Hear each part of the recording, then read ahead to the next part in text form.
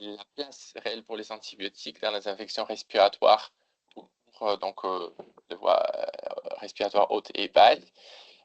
On va brièvement traiter sur le microbiote pulmonaire, son rôle. On va voir comment on peut se faire aider avec les données de la surveillance qui est fait et à l'échelle nationale et à l'échelle régionale. On va faire un petit focus sur le SARS-CoV-2, quel traitement actuellement on a à disposition, parce que comme Dr. Kalakowska a dit, les surinfections de Covid sont plutôt rares. Et on va présenter quelques outils très intéressants qui méritent quand même d'être appliqués et utilisés à plus large échelle. Avant que, pour terminer, je vais vous présenter, peut-être vous avez déjà pu voir, quelques données régionales, surtout pour le secteur ville, mais sur les deux dernières diapos, si on a le temps, je peux aussi commenter sur nos consommations régionales dans les hôpitaux. Alors, sur le microbiote pulmonaire, tout le monde, je pense qu'il est déjà bien au courant du rôle du microbiote intestinal, mais dans les voies respiratoires, y compris dans les poumons, on a aussi des bactéries qui sont de forte biodiversité et qui jouent un rôle important dans l'immunité innée et adaptative en cas d'infection. Donc, il y a ce qu'on peut appeler un axe intestin pulmonaire. Toute dysbiose dans les intestins peut fragiliser la réponse immunitaire dans les poumons. Il y a des mécanismes pathophysiologiques et immunitaires qui peuvent expliquer cette relation et tout déséquilibre de microbiote peut avoir un effet nocif et peuvent affaiblir la réponse face à un pathogène viral.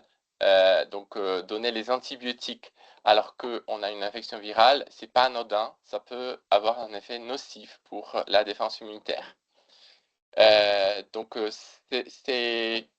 Ces hypothèses sont bien aussi explorées dans les études. On peut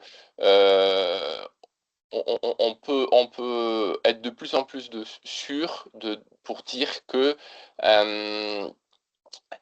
donner l'antibiotique à tort alors qu'il y a juste une infection virale, ça n'aide pas du tout et ça peut au contraire retarder la guérison ou même aggraver la situation.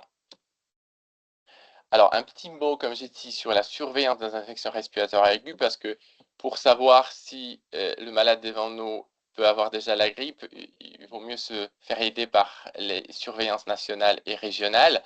Donc, la Santé publique France publie toutes les semaines les bulletins hebdomadaires sur les infections respiratoires aiguës, surtout en période hivernale. Et là où on a une petite image sur la circulation de la grippe, les bronchiolites, qu'on voit bien que la période épidémique commence bien dans le nord.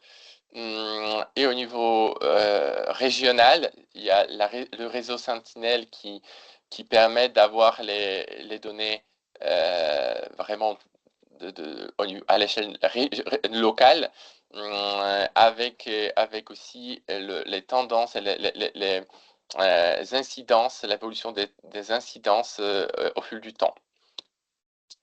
Alors, maintenant, quel traitement on peut donner si ce n'est pas les antibiotiques pour SARS-CoV-2, qui n'est pas disparu malgré la fin de la pandémie? Donc, en gros, il y a deux traitements qui marchent actuellement.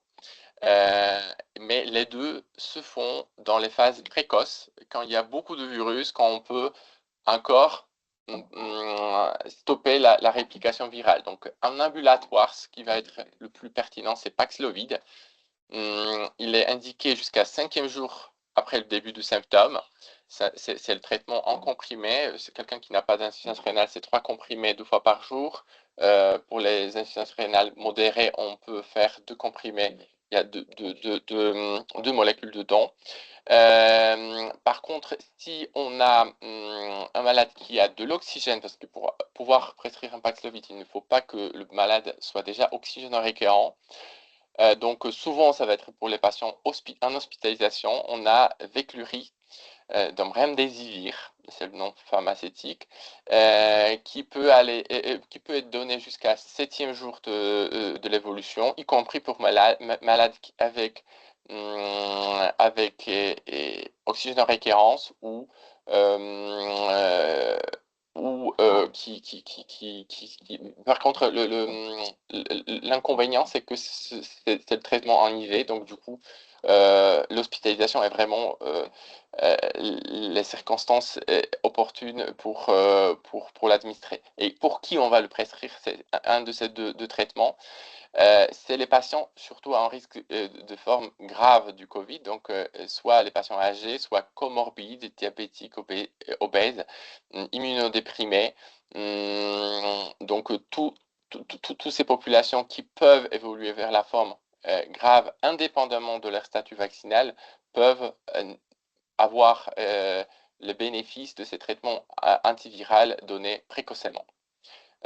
Donc ça, c'est encore le panorama des autres traitements. Donc à part les deux traitements antiviraux, la 5e colonne montre les anticorps monoclonaux qu'on faisait à l'époque, mais là, il y a tellement de mutations et tellement de changements génétiques de virus qu'il y a un échappement viral majeur et aucun actuellement anticorps monoclonal n'est utilisé avec succès.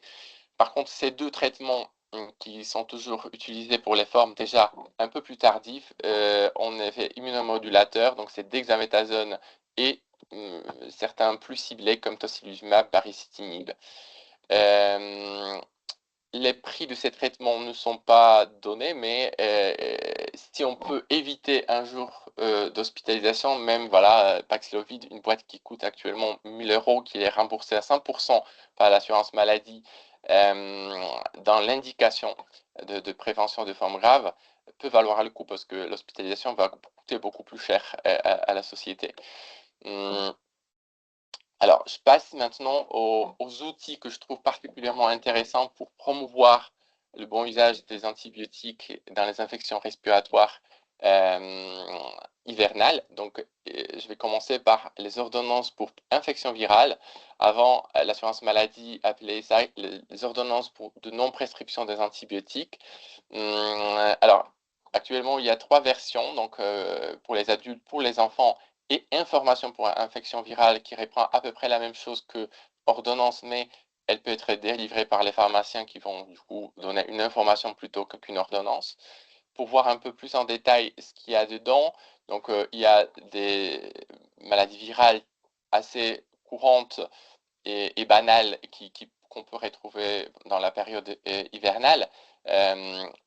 Pour commencer par un rhume, en passant par les maladies un peu plus graves, mais qui peuvent être protégées par la vaccination, une angine virale, bronchite aiguë ou une otite aiguë avec des explications au patient. Et le patient sort avec une information comment il doit se comporter en cas de fièvre persistante.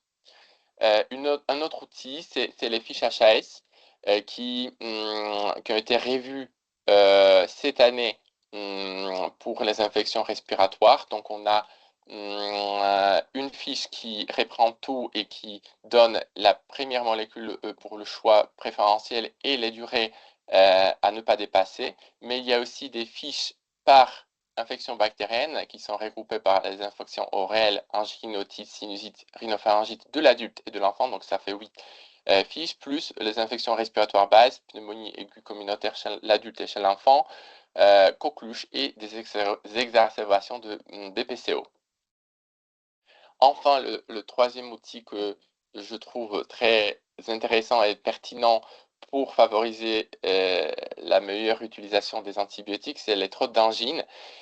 Ça fait déjà longtemps qu'on les utilise au cabinet, aux urgences, dans les hôpitaux.